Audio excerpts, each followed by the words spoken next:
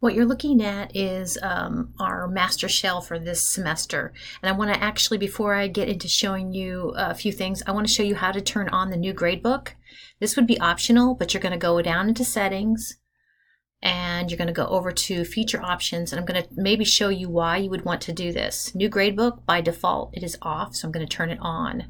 Now this is one of the pages under settings that you don't have to save it, but when I go back to grades, my gradebook, actually it's going to maybe look a little bit different, and I'll try to kind of show you some of the features that I think are cool. So one of the other things I'm going to show you is how to get a test student. Of course, if this is your class, you see all your students listed here, but you can't play around with the grades of your students, but you can have a test student. So what I found to get a test student is I'm going to go back to home. So I'm going to click those three dashes, go back to home. And now I am going to go into student view. So the way I know to get a test student is to go into student view. There's two places to get to student view. One is on your home page. You know you're in student view because you kind of see this kind of pink thing going around it.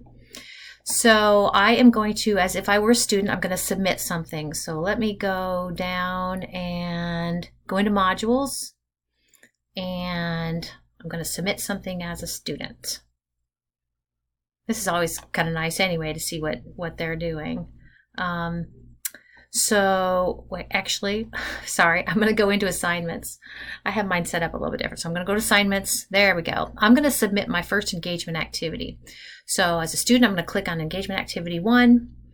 Of course, hopefully this is old. If you commit to an A, B, C, or D.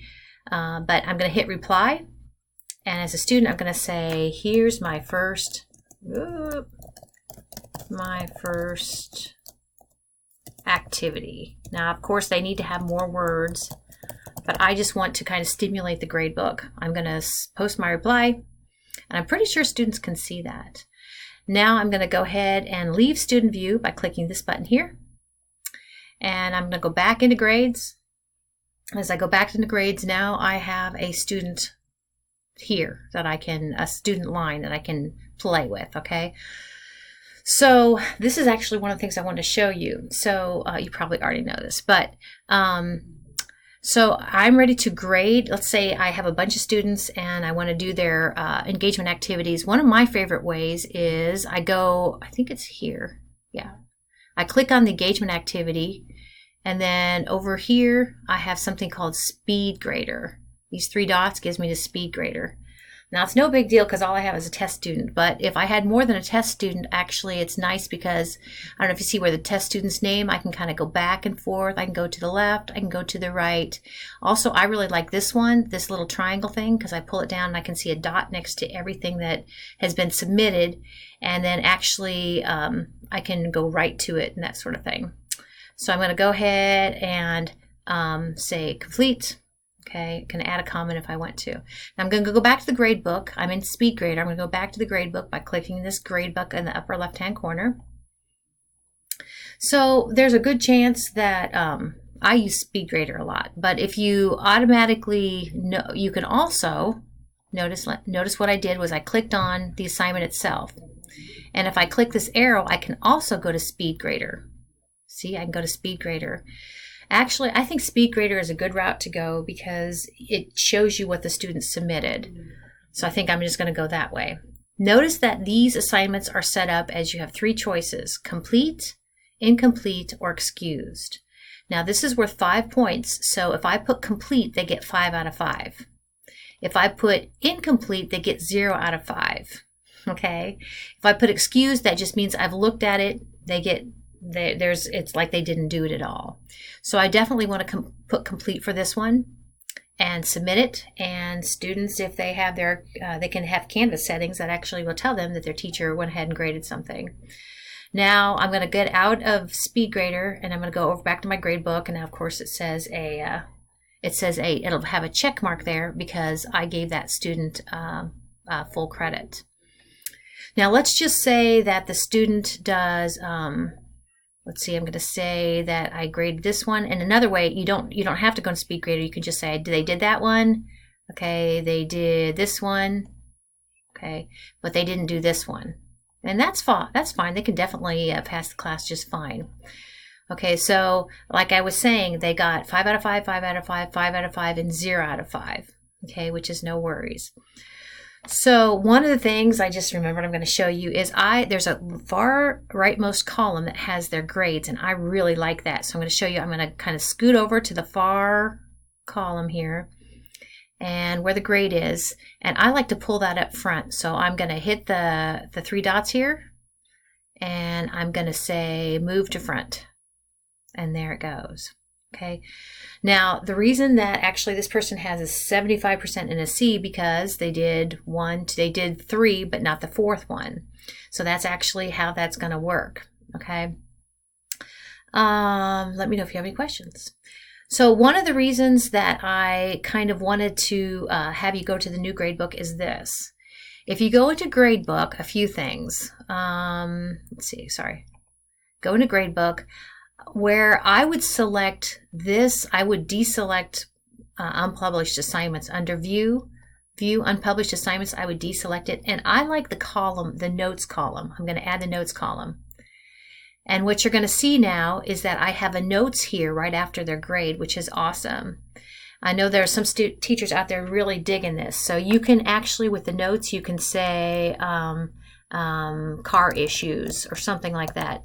Just something that's coming up with regard to that student that you'd like to know.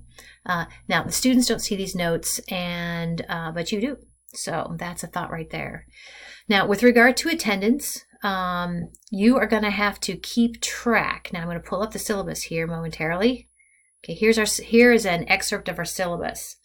Remember in our syllabus, what we told the students was that every time they miss that grade that I just showed you in the Canvas gradebook, that's going to go down. So let's say we had somebody that had 3 absences. I'm going to go back now. Let me go back. Let me make us dizzy here. If they have 3 absences, they're actually going to have what? A 90 out of 100 there. Okay, and notice that is going to, well, that actually brought up their grade in here. So. The other thing I like about having a test student in here is we can play around, like you're seeing me do, play around with grades and have things make sense to us. I guess one thing I was going to show you, I really like the new gradebook because I can go ahead and, I am going to view by filters. And my filters are going to be my assignment groups. So you know in this class that we have these categories. So here, if I click on here, actually you can kind of see the different elements of the class. But one of the things about the categories, I'm going to go ahead and click on Category 1, and all you're going to see here are the 2 assignments in Category 1. There's a time analysis and a spending analysis. And if you read your syllabus, which I know you have, we tell students that you need to do one of these 2. So let's just say they did the time analysis. They don't have to do the spending analysis. So I'm gonna grade it. I'm gonna go ahead and I'm gonna say they did great. They got 10 out of 10.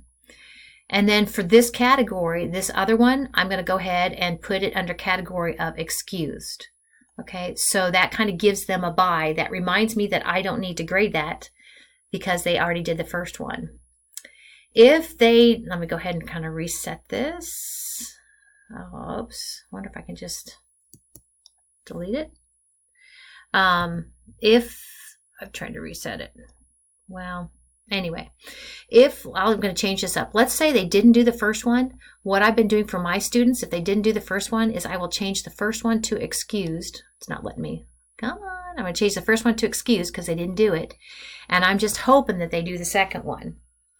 Let's just say that they don't do the second one. Now, what you're going to have to do is, if they don't do either of these, for one of them, you're going to have to give it an X, so they get 0 out of 10. And you can see how that affected their grade, okay? So they won't both be excused, but one will be excused. So let me know if you have any questions. I think that's about it for now. Yeah, keep me posted. Keep us all posted.